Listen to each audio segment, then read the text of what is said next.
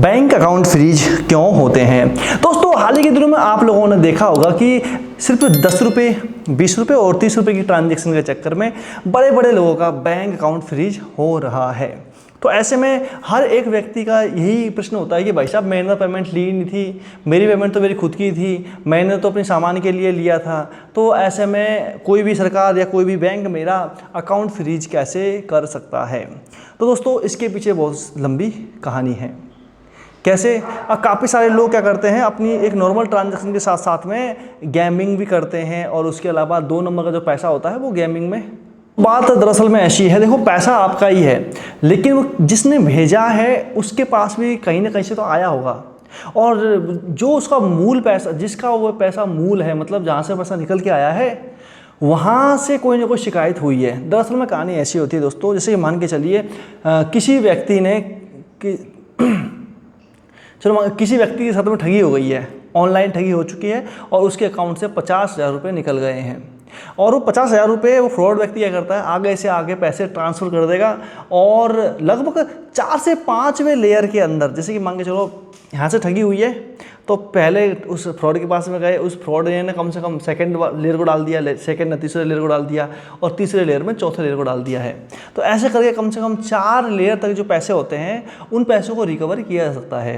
तो ऐसे क्या करता है, जब उस व्यक्ति के साथ में फ्रॉड हुआ है, वो व्यक्ति साइबर थाने में गया है और साइबर थाने में उसने एप्लीकेशन दी है और उन्होंने उस जो पैसे हैं उन पैसों की ट्रैकिंग की है कि ये पैसे कहाँ कहाँ गए हैं।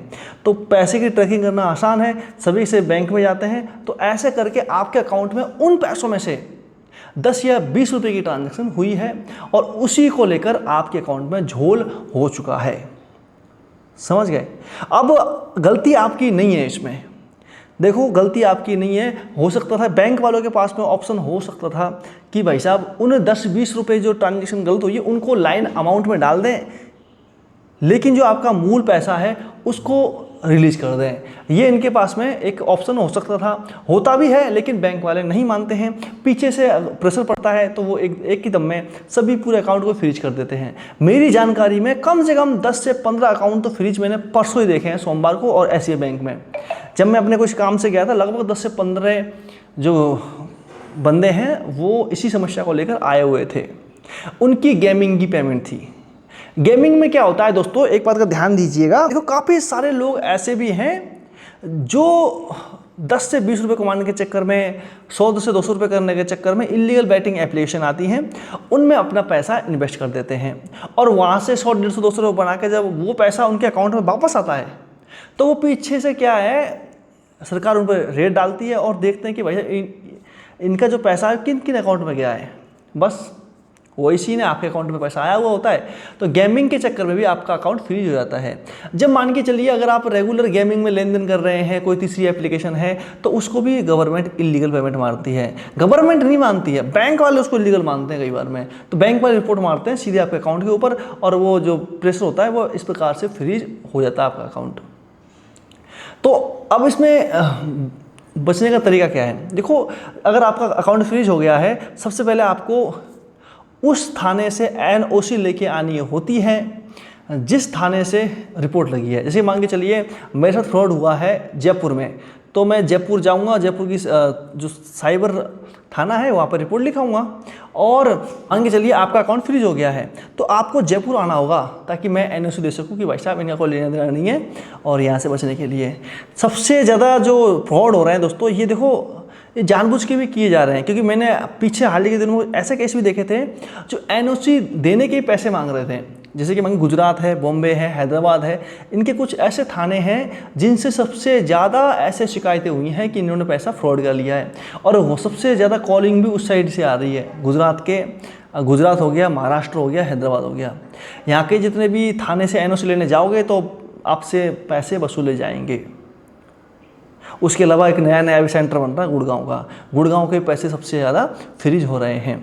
अब ऐसे में कैसे बचें दोस्तों? अगर मान के चलो आप बिजनेसमैन हो, आपको रोज़ाना पेमेंट लेनी है, दुकानदारी पेमेंट लेनी है, तो इनसे बचने का सबसे अच्छा तरीका है कि आप अपना मर्चेंट QR कोड है उस पर ही पेमेंट प्राप्त करें।